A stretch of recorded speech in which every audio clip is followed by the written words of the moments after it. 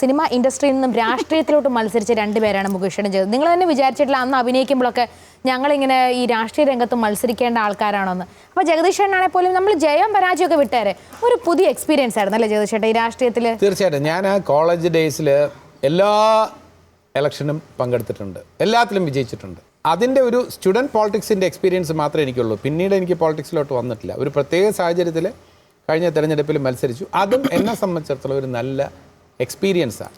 ഈ മത്സരിക്കാൻ ഇറങ്ങി ഇപ്പോൾ സ്വന്തം സഹപ്രവർത്തകരുടെ ഭാഗത്തു നിന്നുള്ള സപ്പോർട്ടിനെ പറ്റി ജഗദീഷ് പറയാനാണെങ്കിൽ അല്ല, സപ്പോർട്ട് എന്ന് പറഞ്ഞാൽ സിനിമ എന്ന് പറയുന്നത് എന്താണെന്ന് മനസ്സിലാക്കിയിട്ടുള്ള ഒരാളാണ് ഞാൻ. നല്ല ഉണ്ടെങ്കിൽ ഇഷ്ടംപോലെ ആൾക്കാർ. എനിക്ക് ആരോടും പരിഭവമില്ല, പറഞ്ഞു മനസ്സിലായില്ലേ? അതുകൊണ്ട് തന്നെ ഞാൻ വളരെ ഹാപ്പിയാണ്. ചിലർ പറയുന്നതെന്ന് വെച്ചാൽ ജഗദീഷ് ഭയങ്കരനാണ്, അവൻ എങ്ങനെ വീണാലും പൂച്ചയെ പോലെ 4 കാലിലേ വീടുള്ളൂ, അവൻ ഭയങ്കര മിടുക്കനാണ്. എൻ്റെ ഭാര്യ വിചാരിക്കുന്നത് ഞാൻ വെറും സാധുവാണെന്നാണ്. ഞാൻ വളരെ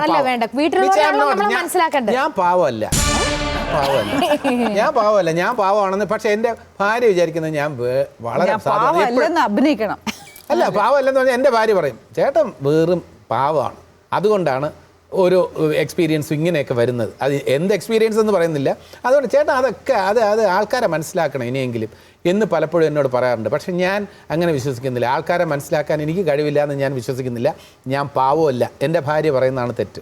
ഞാൻ പാവമല്ല. ഇനി ചേച്ചിയുടെ ഒരു ഫാമിലിയിലോട്ടൊരു ചെറിയ എത്തിനോട്ടം ബുദ്ധിമുട്ടില്ലല്ലോ? അതെ, ചെന്നൈ വീട്ടിലോട്ട് ഞങ്ങൾ എത്തി നോക്കാൻ വരിക. അതായത് ഭർത്താവിന്റെ പേര് ഹാരിസ് ജയരാജ്, മ്യൂസിക് ഡയറക്ടർ. അല്ല, നിങ്ങൾ എന്നാണ് കണ്ടത്? അത് സിനിമയിൽ വെച്ചിട്ടുള്ള പരിചയമാണ്. അദ്ദേഹം എന്ത് ചെയ്യുന്നു? എപ്പോഴും എൻ്റെ ഫാമിലി ലൈഫിനെ കുറിച്ച് പബ്ലിക്കായിട്ട് ഒന്നും പറയുന്നില്ല. എന്താന്ന് പറഞ്ഞാൽ I don't want to spoil his husband പ്രൈവസിയും മോളുടെ പ്രൈവസിയും. അതുകൊണ്ട് ഞാൻ എപ്പോഴും എൻ്റെ ഫേസ്ബുക്ക് നോക്കിയാലും പേജ് നോക്കിയാലും എൻ്റെ ഇൻസ്റ്റാഗ്രാം നോക്കിയാലും ഫാമിലിനെ കുറിച്ച് മദറിൻ്റെ ഫോട്ടോ, ബ്രദേഴ്സിൻ്റെ ഫോട്ടോ, ഫാദറിൻ്റെ ഫോട്ടോസ് ഒന്നും കാണിച്ചിട്ടില്ല. എന്താന്ന് പറഞ്ഞാൽ എൻ്റെ മോള് ചിലപ്പോൾ ഓട്ടോയിൽ പോകണം, ബസ്സിൽ പോകണം, ട്രൈസൈക്കിളിൽ പോകണം. അവളുടെ പ്രൈവസി കളയണ്ടല്ലോ എന്ന് പറഞ്ഞിട്ട് പക്ഷെ ഇത് മനസ്സിലായിക്കൊള്ളുമില്ല. ആൾക്കാർ നോണ്ടി ഇനി അടുത്ത് എന്ത് ചെയ്യാൻ പോകുന്നത്? ഞാനാണ് ഐ എം എ സെലിബ്രിറ്റി, അപ്പൊ എന്റെ കാര്യങ്ങൾ അറിഞ്ഞാൽ മതിയല്ലോ എന്ന് പറഞ്ഞിട്ട് ഞാൻ അതൊന്നും പറയാറില്ല. ശരി, എന്തായാലും വീട്ടില് ഒരാൾക്കും ഇന്റർവ്യൂ ഇല്ല.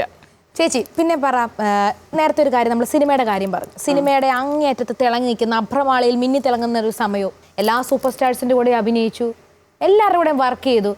ഇതൊക്കെ സ്വന്തം ജീവിതത്തിലെ ഒരു പ്രശ്നങ്ങൾ വരുമ്പോഴോ അല്ലെങ്കിൽ സിനിമയും ജീവിതവും തമ്മിൽ ചേച്ചി ഒന്ന് ബന്ധിപ്പിച്ച ചേച്ചിക്ക് എന്താ തോന്നുന്നത്? കൊച്ചിലെ തൊട്ട് അഭിനയിക്കാൻ തുടങ്ങി. ഇവർക്കെല്ലാം അറിയാം, അമ്മ എൻ്റെ കൂടെ തന്നെ വരും, അവരുടെ മടിയിൽ കിടക്കും. എൻ്റെ അച്ഛനായിട്ട് ഞാൻ എൻ്റെ ഗുരുവായിട്ട് വിചാരിക്കുന്ന വേണു നാഗവള്ളി സാർ, ഇവരൊക്കെ പറയും ആ കൊച്ചി എപ്പോൾ നോക്കിയാലും അമ്മയുടെ മടിയിൽ കിടക്കും. വേണു നാഗവള്ളി സാറാണ് ചേച്ചിയുടെ ഗുരു? അല്ല, അവർ എന്നെ മോളെ എന്ന് പറഞ്ഞിട്ടാണ് വിളിക്കും. ഇവരൊക്കെ എന്ത് തമാശ കാണിച്ചാലും കറക്റ്റ് സീന് വരുമ്പോൾ ഇവർ കറക്റ്റായിട്ട് അഭിനയിച്ചോളൂ. അപ്പം ഞാൻ തപ്പും, എൻ്റെത് എവിടെ, ഞാൻ എവിടെ പിടിക്കണം, ഇത് പറഞ്ഞോളൂ, രേഖ അത് പറഞ്ഞോളൂ. പക്ഷെ ഇവരാണ് പേരെടുക്കാൻ നോക്കും. നമ്മൾ തമിഴിൽ തെലുങ്കിലൊക്കെ പോകുമ്പോൾ പോലും സാർ രേഖയോട് ചോദ്യം ചോദിക്കുമ്പോൾ വേറെ ഏതെങ്കിലും ചോദ്യം ചോദിച്ചാൽ റിമി ആഗ്രഹിക്കുന്ന ഉത്തരം കിട്ടും. അല്ലാതെ റിമി ആഗ്രഹിക്കുന്ന ഉത്തരത്തിന് വേണ്ടിയുള്ള ചോദ്യം ചോദിക്കരുത്. അങ്ങനെ ഒരിക്കലും കിട്ടില്ല. എനിക്ക് തോന്നുന്നു രേഖയുടെ ഏറ്റവും വലിയ പ്ലസ് എന്ന് പറയുന്നത് ഞാൻ സിനിമ ഇൻഡസ്ട്രിയിൽ കണ്ടിട്ടുള്ള ഇത്ര പരസ്പര ബന്ധമില്ലാതെ സംസാരിക്കുന്ന ഒരു ആർട്ടിസ്റ്റ് വേറെ.